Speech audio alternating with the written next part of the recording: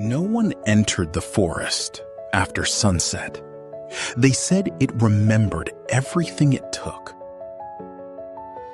Ayan didn't believe that until his little sister Mira disappeared inside it.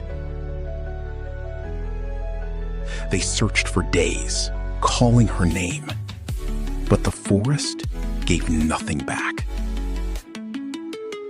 And slowly, the world moved on. Everyone forgot her, except Ayan. 1 year later, he returned to the forest. The trees stood silent until something broke the stillness.